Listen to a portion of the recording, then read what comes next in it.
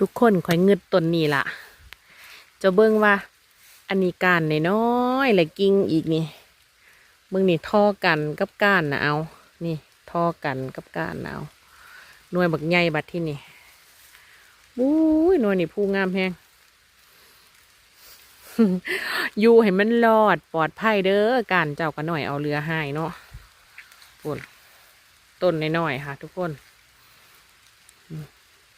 มีซ้ำนั่นล่ะมี1 2 3มี3 หน่วยมี4ค่ะ4ต้นนี้มี4แต่ว่ารุ่นอันนี้สุดลูกความมันลูกใหญ่มากพุ่นเบิ้งผู้เพิ่นติล่ะ